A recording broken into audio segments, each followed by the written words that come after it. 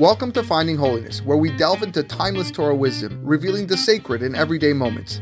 Join us on a journey to elevate your spirituality and discover holiness in every aspect of life. I'm your host, Rabbi David Kadosh, and together, let's embark on a path of spiritual exploration. I hope you enjoy this next episode. All right, Erev Tov, everybody. Chodesh Tov. We are here tonight, Monday night, Baruch Hashem.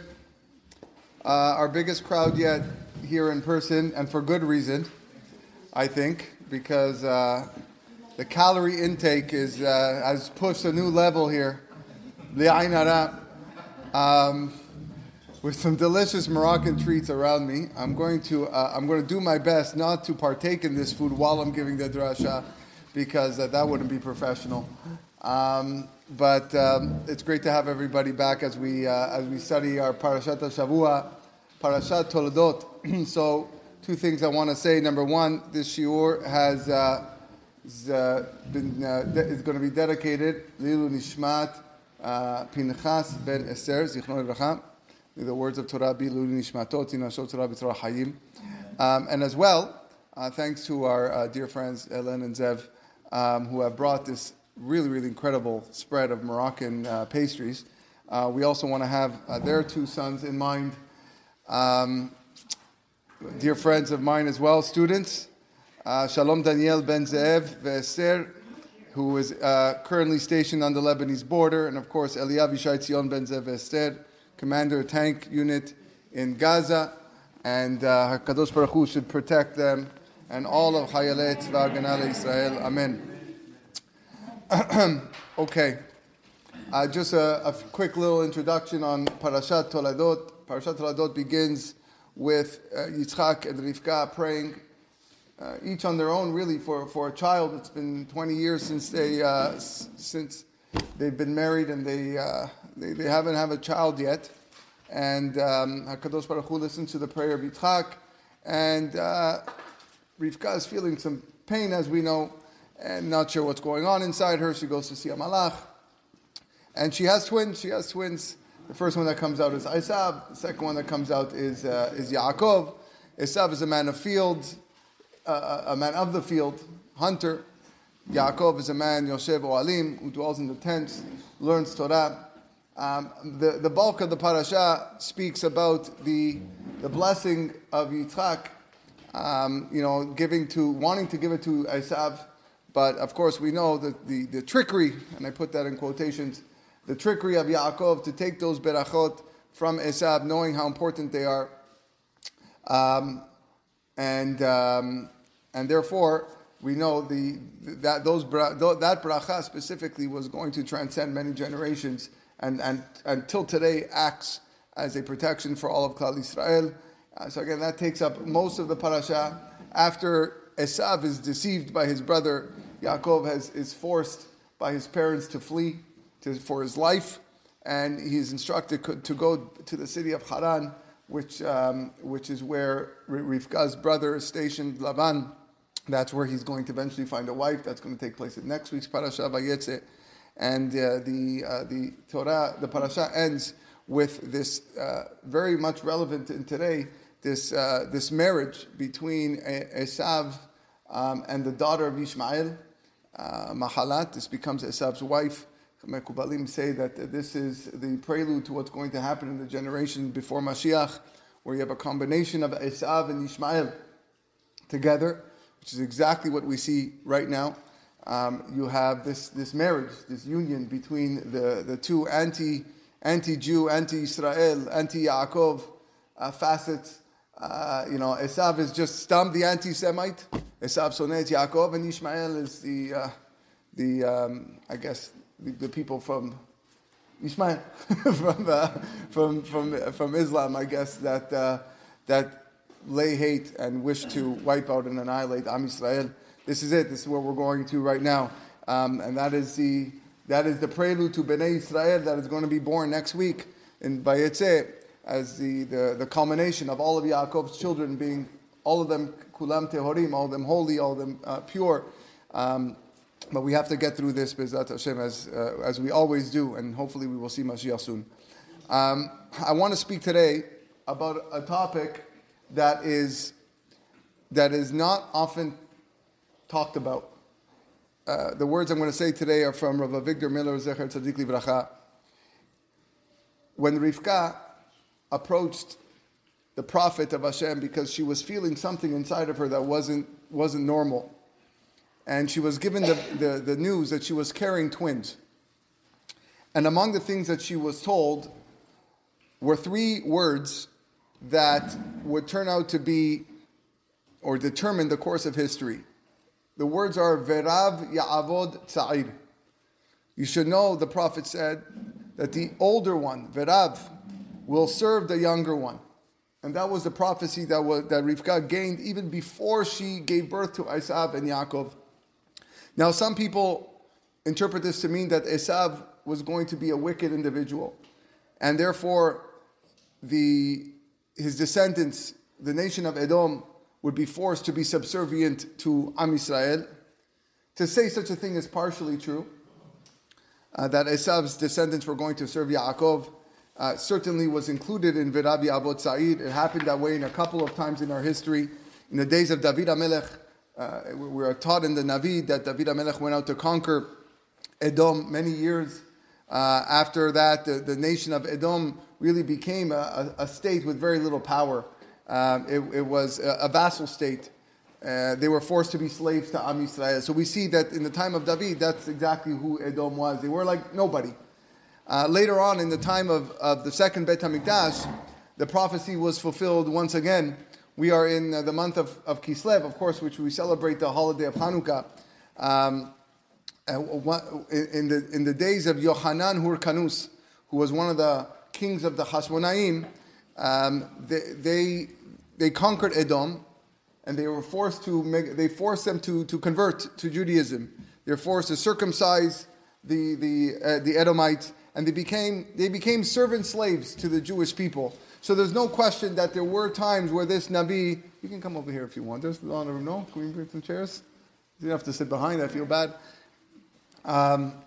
There's no question that the words of the Navi that were said to Rivka were meant well.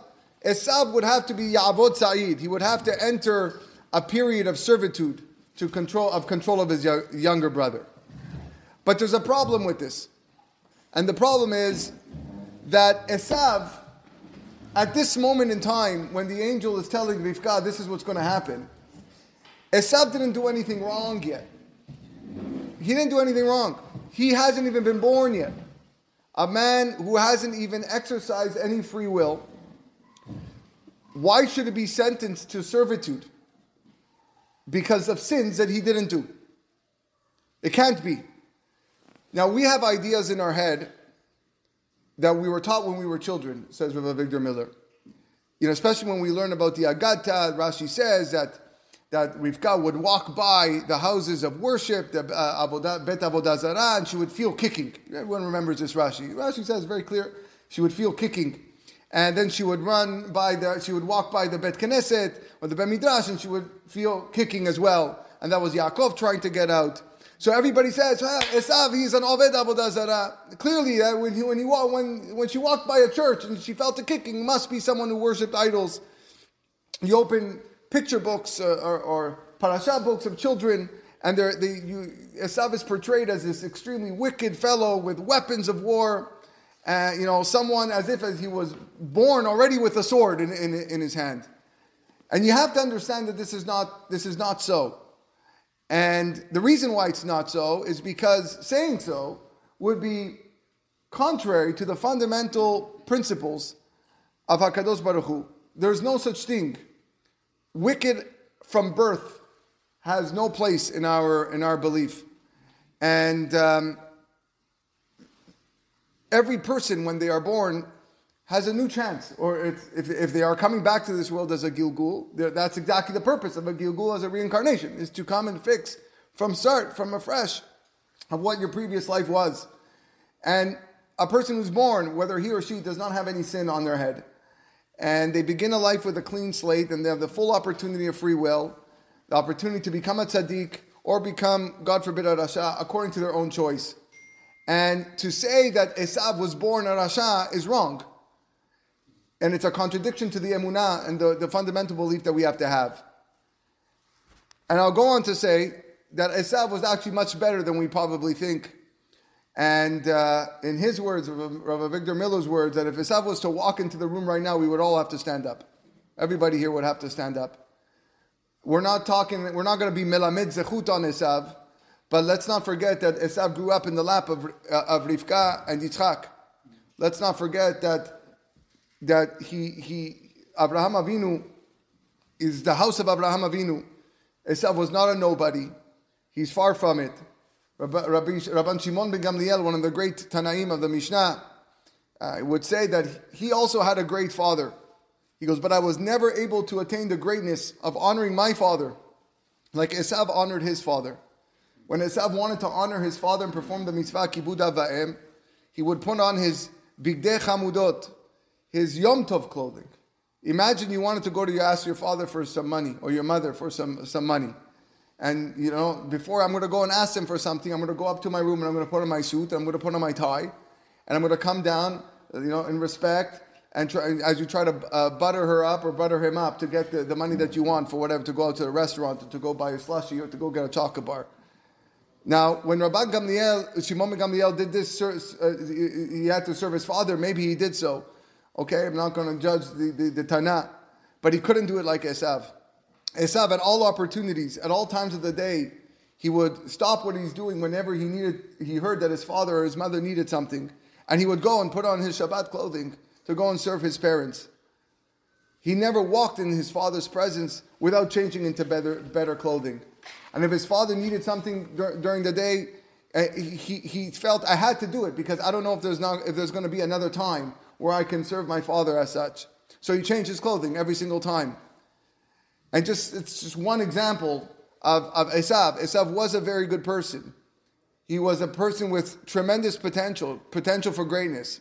So we have to rethink, what exactly did the Malach tell Rivka that day when she was pregnant with twins?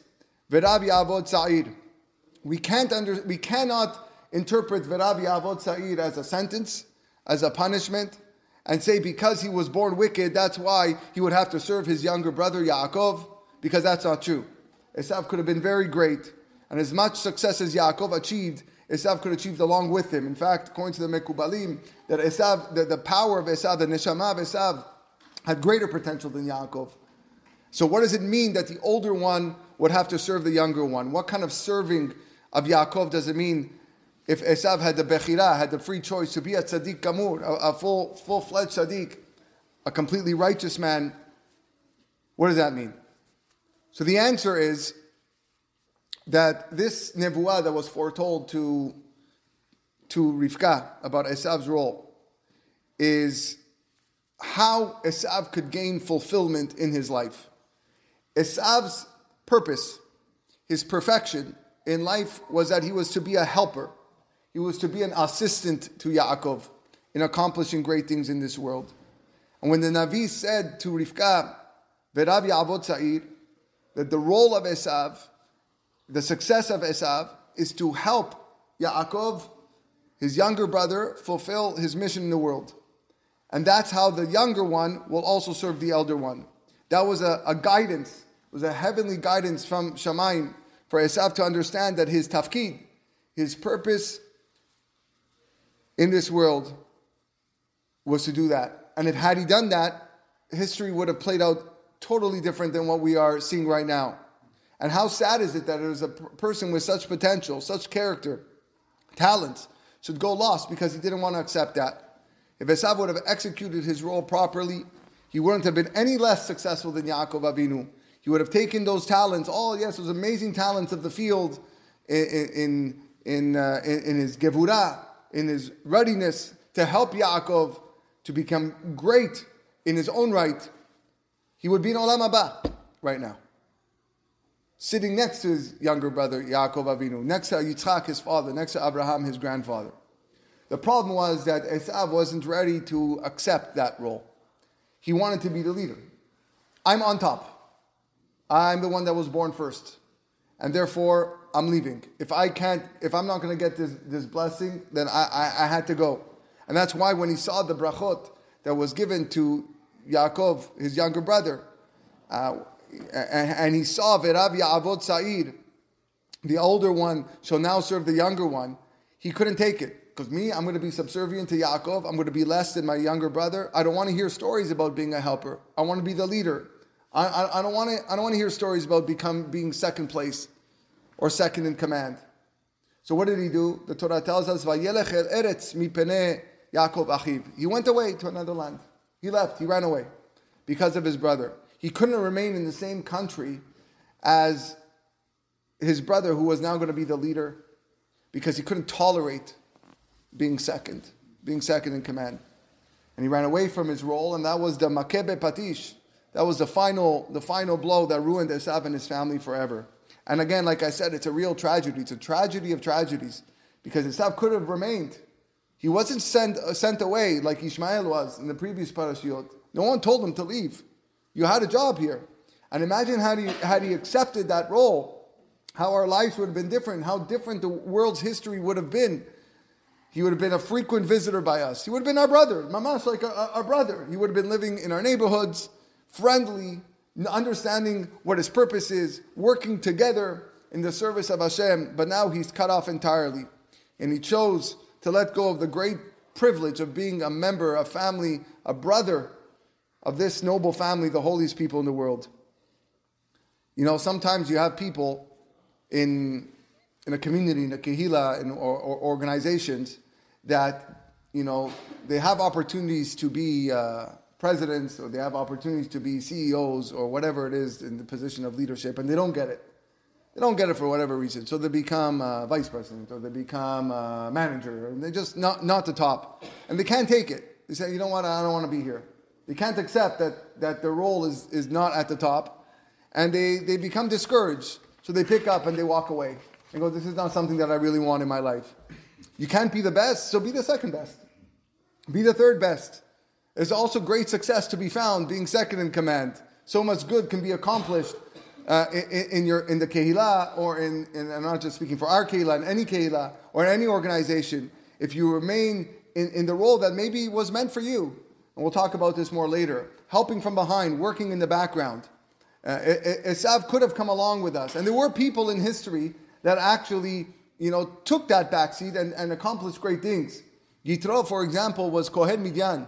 Yitro was the priest of all the Midianites. He was the leader. He was the president of that cult, of that group, that nation. And yet, he joined Moshe Rabbeinu. And it was something that was prophesied and praised by Bilam in his famous bunch of soliloquies and speeches in Parashat Balak, where Bilam says, "Vayaret HaKeni." Bilam saw the Keni, that's the descendants of Yitro, and he said, "Etan Mosavecha." The place where you are seated is a strong place. Vesim basela kinecha. You put your nest out on the rock. Meaning you chose to attach yourself to Bnei Israel as second. You were first. You were the leader. But now, when you join Bnei Israel, Moshe Rabbeinu is the leader. In fact, he's your son-in-law. Imagine a father-in-law reporting to your son-in-law. But that's what it is. And what was the reward for that? That the children of Yitro sat in the Lishkat HaGazit, in the Sanhedrin, future many generations later, as brought down in Gemara Masechet Sotah. They didn't make the mistake that Esav made. Now, the truth is, Esav's family never admitted to the error. And they always held on to that belief, that thesis, that they were the ones that were deserving of it. And they were the ones who were chosen to lead, and they were cheated by Yaakov Avinu. He not only took my firstborn, but he also took my blessings. This trickster of a brother of Yaakov. You can see from their name. Their name is called Edom, the red ones. So now why did the children of Esav call themselves Edom? So again, now we're going to go back to our grade 1 class, and we're going to say, you know why? Because when he came back from the field, Yaakov was making a stew of red lentils, and red is Edom, and he gave him the bowl of red lentil soup, and he sold his birthright, and that's why Haken kara shemo Edom. Haliteni na min ha'adom hazeh, as the pasuk says. Give me some of that red soup. Haken kara shemo Edom. But does that make sense? Does that make sense that progeny, the children of Esav would forever call themselves such an uncomplimentary name, because a reminder that their ancestor was so careless that he sold his birthright for red lentil soup? What a bizayon. Is there any bigger bizayon than that? Imagine that you were called because of a red lentil soup. No, that's not the reason. The answer is they didn't call themselves Edom because of the red soup. That's the Torah's reason for their name. It's a monument to the person who was willing to give up their future for a red bowl of lentils. But the nation of Edom had other ideas. They called themselves Edom because Vayetze Harishon Admoni. Esav came out first and he was ruddy. He was first and he was powerful. And that was a sign that he was boss. He was red. And red is a sign of strength. It's a sign of vigor. Because he felt that he was the one chosen by Hashem to be the leader. And the Edomites, the Edomim, they didn't believe in anything else. The story of the red soup was not even known to Esav's grandchildren. They didn't even know that story with the red soup. To them, it was because we were Edomim, because look, my grandfather was a red man that was ready to go fight. He was ready to lead. And they couldn't accept that role. And because of that, they were cut off entirely. He was lost among the Goyim. Once upon a time, not long ago, in the last century or so, maybe the last couple of centuries, there was a great tzaddik named Rabbi Yisrael Salanter. Rabbi Yisrael from the city of Salant. He was a massive Talmid Chacham. He was the founder of the Musar movement in Europe. And he had great plans to further expand the learning in the world in Europe. And he was filled with good ideas. Not far from him was another man with a lot of influence. His name was Sir Moshe Montefiore. Some of you might have heard that name. And he was the Lord Mayor of England. And he was coming to visit Russia, where Rabbi Yisrael was. And Rabbi Yisrael felt this was an amazing opportunity for he and I to meet up. He had the money, he had the prestige, he had the connections. Everything that would be required for me, Rabbi Yisrael, to go and bring Am Yisrael back to Hashem in a Russia that was suffering for many reasons historically, which we won't get into now, but many know what the history of Russia was all about. And Rabbi Yisrael was trying to get whatever Rabbi Moshe had, to use to his advantage. And what Rabbi Moshe lacked, Rabbi Yisrael had. Because Rabbi Yisrael Salanter was a Gadol Batorah. He was a brilliant man. He had a clear vision for everything Torah connected to Torah. And really, if they had met and they would have just sat down and put their brains together, the world of Jews, the Jewry in Russia or in Eastern Europe would have been profoundly different. And so Rabbi Yisrael tried to meet Rav Moshe, but it didn't happen. And the reason why it didn't happen was because Rav Moshe had a secretary he was a German Jew named Dr. Levy. And he had his own idea about Russian Jewish rabbis, which he wasn't too fond of. And he didn't believe that they were the real Jewish leaders. The real Jewish leaders were the ones with the money, the ones with the influence. And Rabbi Yisrael can stay in his yeshiva, and he didn't really pull the strings to get them to meet. And that could have been one of the greatest tragedies in the 1800s. The tragedy of ignoring Verav Ya'avot Sa'id, to knowing what your role is and what you can contribute, whether or not you are at the top or whether or not you are second in command. And maybe had Rav Moshe Montefiore recognized what the true role was expected to be, maybe he would have come running. He should have come running to Rabbi Yisrael Salanter and probably would have saved the spiritual lives of thousands, if not tens of thousands of Jews in Russia. The role of being a helper, the role of being an assistant to the ones who are greater than him. So I come back to Esav. And again, that tragic refusal to accept his role. Now, the truth is, there were times in history when Esav's children and descendants did accept the role of Verav Ya'avot Sa'id. And they succeeded because of that. And there was one particular case which I want to bring up. It's a case that some of you probably heard of, but it's really an incredible story when you think about it. The noble story of the Roman Emperor Antoninus. He wrote a book. You can actually Google it. You can probably find copies of it on Amazon and definitely in your local library. It's called The Meditations of Marcus Aurelius. That was his Roman name, Marcus Aurelius. It's a Musar book. It's an incredible book.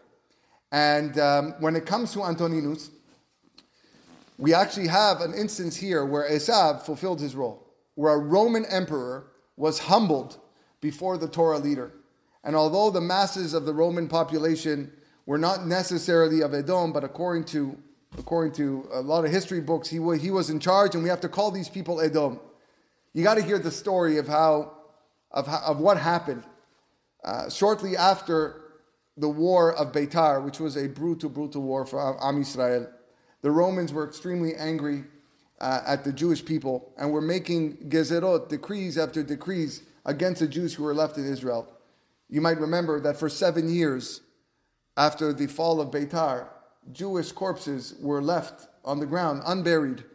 And one of the reasons why we have the fourth beracha, the reason why we have the fourth blessing in Birkat HaMazon, Hatov ve'Ametiv, is because they were allowed to bury the corpses. After 7 years, miraculously, none of the corpses, decomposed. Thank you. And they stayed. It was an amazing miracle. So, thousands of Jews were killed near Beitar, and they were laying around. And the leader of the Jews at the time, the Nasi, was Rabbi Yehuda HaNasi. And he was appointed to travel to Rome in order to make a personal appeal to the Roman government and the emperor that they should rescind these gezerot. And while he was there in Rome, he came in contact with a young Roman named Marcus Aurelius. Now, the story really goes back from the time they were born. I'm not going to get into that. Otherwise we might stay here too long. But he met this man that he already had a previous connection, and they really built a huge friendship. They shared similar characters. They had a greatness in mind, and Marcus Aurelius admired Rabbi Yehuda Nasi to no end. Many years later, this Marcus Aurelius became Roman emperor and was called Antoninus. And he became a talmid, a student of Rabbi Yehuda Nasi, a student of this rabbi. How did it happen? Because the emperors had a vacation spot in Israel, in the city of Caesarea. Caesarea, Caesar, that's why it was called Caesarea. This was their vacation Caribbean equivalent. It was a Roman city. Jews lived there also, but it was a Gentile city. And Antoninus would spend his vacations over there, and he had reason for that. Why? Because that was his secret way to spend time with Rabbi Yehuda Nasi, so that he could learn. Now, during the war of Beitar, the Jews had made tunnels underground everywhere. We are very familiar with this right now, what's going on in the world. But they used it for war as well. Guerrilla tactics in their attempt to fight off the Romans, secret ways where they crisscrossed the country and they would appear and suddenly attack the Romans. The war with the Romans was going on for many times. At this point, the Beit HaMikdash was already destroyed, by the way, but there were still Jews living there. Now, Antoninus had a tunnel right near his palace in Caesarea, and through that tunnel he would go and he would visit Rabbi Yehuda Nasi. Every night he would come to visit him, and they would learn. Nobody was allowed to know of this relationship. No one of the Romans, for sure, because had his counterparts or any of the other generals or leaders knew that the emperor was going to study Torah with a rabbi, he would have been assassinated. So that was the policy. So it was done in the utmost secrecy, this Torah study, chavruta, between Antoninus and Rabbi Yehuda Nasi. I want to read you an excerpt from the Gemara in Masechet Avodah Zarah. I'm just going to read it to you in English. Every day, Antoninus traveled through this tunnel to come visit Rabbi, and he would serve him with food and wine at the table like a butler. And when Rabbi wanted to climb onto his bed, Antoninus would bend down in front of the bed like a footstool. And he said, Rabbi, please step on me in order to climb onto the bed. This is the Roman emperor. But Rabbi Yehuda Nasi says, but it's not derech eretz. It's improper to treat a king like that. Even if we have to respect the emperor. Antoninus says, if I only could be your mattress in the next world, I just want to be underneath you to serve you. I understand my role in my life. This is the Gemara in Masechet Avodah Zarah. So then Antoninus looked at Rabbi Yehuda Nasi. And he says, am I going to go to Olam Haba? Am I going to make it to Olam Haba? And Rabbi said, yes, you're going to go to Olam Haba. Antoninus didn't believe what he said. He said, but the pasuk says, "Velo yiyeh sarid lebet Esav." Nothing will remain from the house of Esav, which means that the whole nation of Edom is going to be lost. It's going to go up in smoke. No remnants. I'm done. I'm finished. Not only in this world, but that means even in the next world. And I'm a descendant of Esav. So how are you so sure that I'm going to go to Olam Haba? And Rabbi told him, that's only be'oseh ma'aseh Esav. If you behave like Esav did. It means if you abdicate your role in helping Yaakov, if you walk in your footsteps of your grandfather Esav, then that's what's going to happen. But if you fulfill your role, then not only will you get your Olam Hazeh, you're also going to get your Olam Haba. Incredible Gemara. But the story doesn't end. What was the result of Antoninus fulfilling his role in this world? Am Yisrael was facing great danger in those days. As you know, they weren't going to be much longer in Israel. The Romans were taking over. The Beit HaMikdash was already destroyed. They were being sent into exile. It was a very, very dangerous time. And Rabbi Yehuda Nasi, at this moment, decided, this is the time that I have to confirm, that I have to complete the Mishnayot, Shisha Sidrei Mishnah. I have to set in stone the foundation of Torah Shebe'al Peh.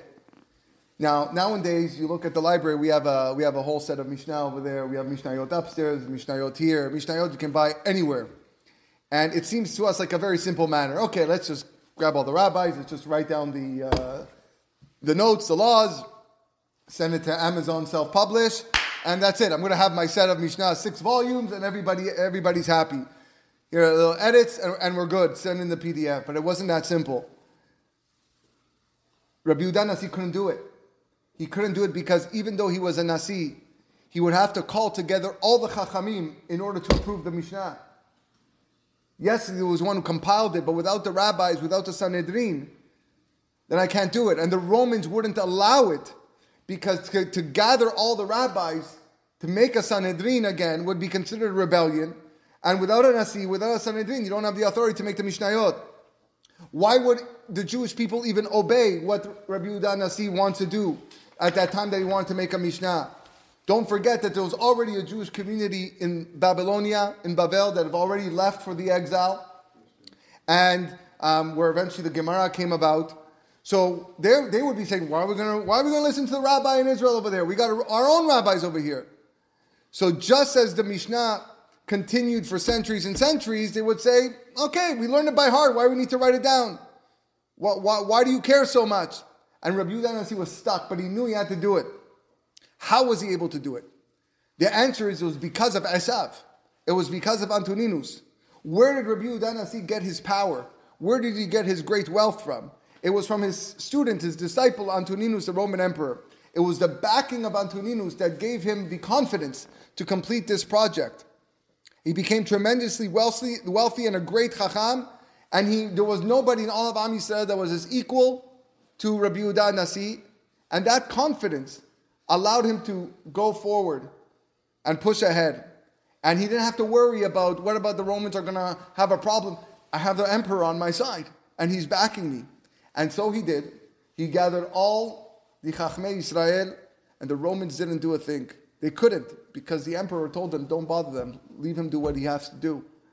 And all the Torah leaders came from Babel, and they came from Madai, everywhere in the world, and they sat there and they weighed down every single law and every single word, and they wrote down every single machloket that needed to be written down, and they combed through it with a fine comb, and they established the final language of the Mishnah, and they put their stamp on the Mishnayot together. And that saved us. That saved us. Antoninus, the one who was responsible for that Mishnayot, those Mishnayot was Antoninus. Esav served Yaakov. Verav Ya'avod Sa'ir. Because of the humility of this man, a tremendous achievement resulted. We have Mishnayot, we have Gemara, we have Shiurim. Can you imagine the world without a Mishnah and Gemara? Like, mind-boggling. All because of this man. And that's what could have happened through history had Esav and his descendants. Who knows how many big achievements could have been performed if those who fulfill Hashem's role as helpers would have been willing to be subservient. So what does that mean for us? We have to make a little bit of effort. We have to know that the Torah wrote this story of Esav, not for the purpose of just reading it year after year, but teaching us lessons that apply in our own lives. And we'll talk about a few areas in life that, again, among many, that bring up this idea and this topic. There are many parallels of this episode that Esav shrugging off his role that we can learn from. For many people, their greatness lies not in being a leader, but in helping the leader. Many good people should be achieving greatness, assisting others, but they don't want that. They strive and they go for the title because they want the title, and they want to be considered the greatest or the number one or the president or the big rabbi or whatever it is. I hope I don't insult anybody listening. We have Bli Ayin Hara, tens of thousands of Jews that are sitting and studying Torah on a daily basis. It really is a wonderful thing. And I wish I could say that all of these rabbis or all of these people studying, are going to be, great leaders in the Torah world and running schools and running yeshivas or running synagogues and communities. But that's not the reality of it. That's not the reality. There are many hundreds, if not thousands of people that are just there and they're not doing what they're supposed to do. And they could be better utilized in other places. They're now in their mid-20s or late 20s or early 30s, and they're just there. And they say that they're studying because they want a title, they want to get a job somewhere, and it's a chaval, because a lot of them have brains, and a lot of them are able to contribute in different places, but they're not. These are men with capabilities, these are men with talents, and they're squandering it because they want a title. They're squandering because they want a position of leadership. And, how good would the world be if these people just step back and say, I understand that there are people that are really meant to Jewish leaders that are really meant to run the community at large, but I want to be here to help you. But instead, they butt heads because they want their own position, they want their own title. And there are many people like that, fresh minds that will totally disregard all the words of the previous chachamim or rabbis because they want to make a name for themselves. Because, I want to be my own person. I want to show the world that, I can also, say things and again, be a president or be a Rosh Hashiva or be a big rabbi. People think, I was brought up not to obey.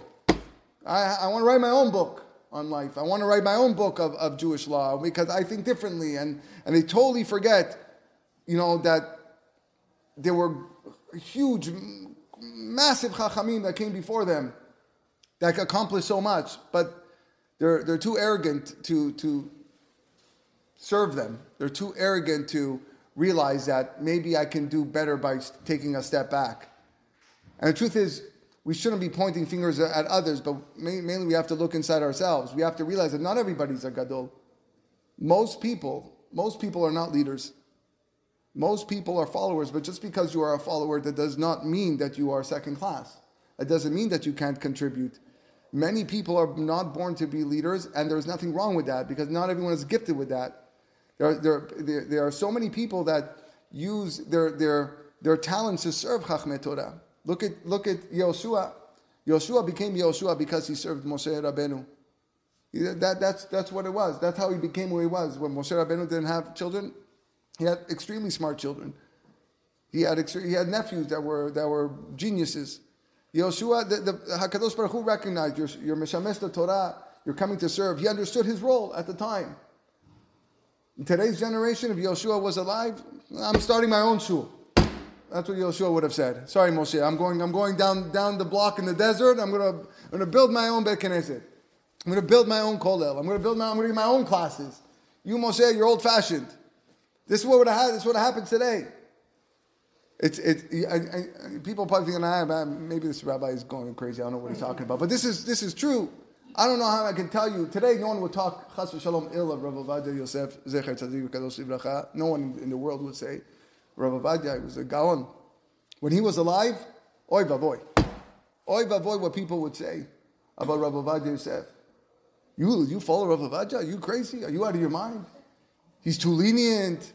He has no halacha. This is what they were saying. This was saying Rav Ovadia Yosef. Because all of us, here's a man with photographic memory who wrote, I don't know how many hundreds of books, who can tell you to the exact centimeter what any word in any of these books that he read, and you're coming here to doubt his halachic ability?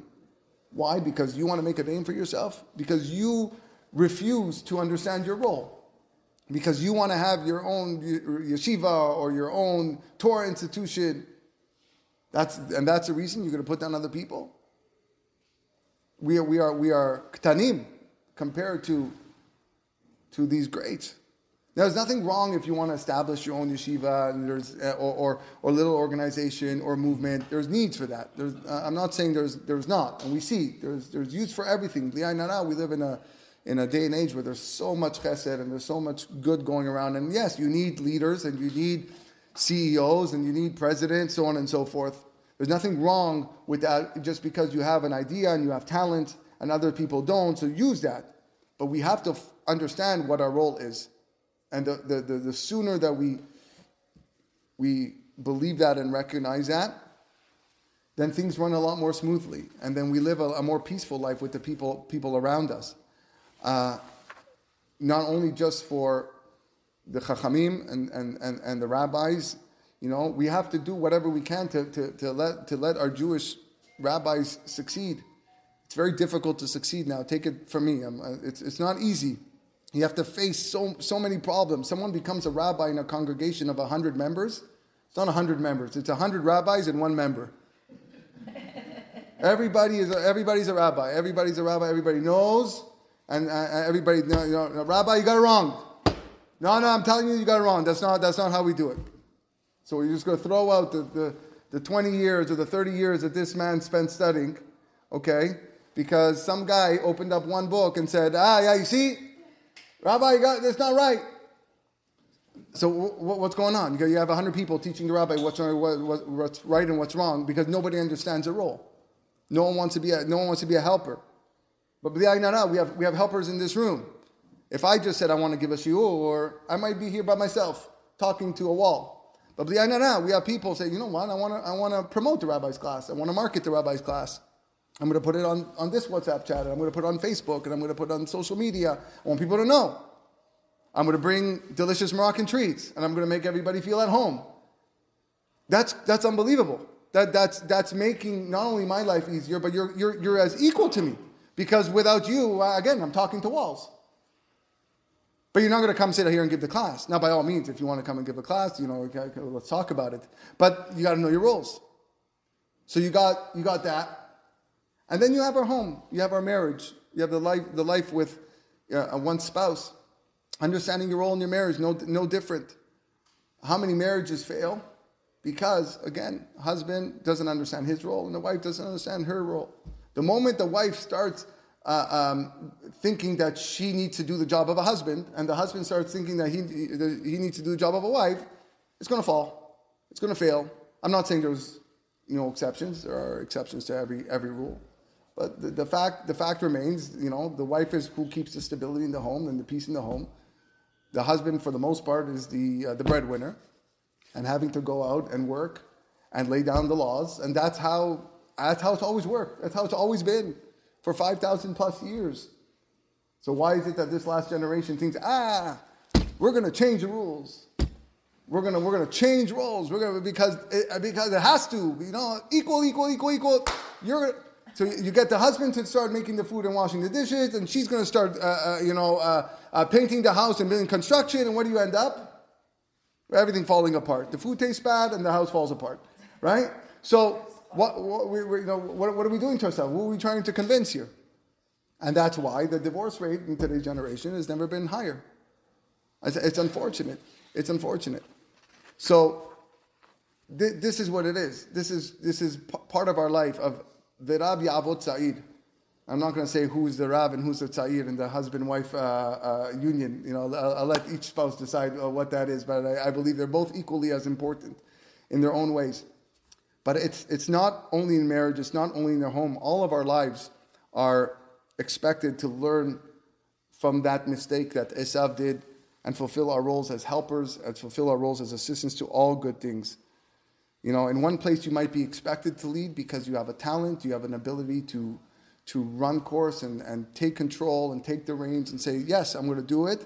And another place you have to find the wherewithal to believe and understand that I'm going to take a back seat. And I'm going to stay in the background and I'm going to help. I'm not just going to run away like Esav did. That was a mistake. I'm going to stay there and I'm going to help my brother. I'm going to be an assistant.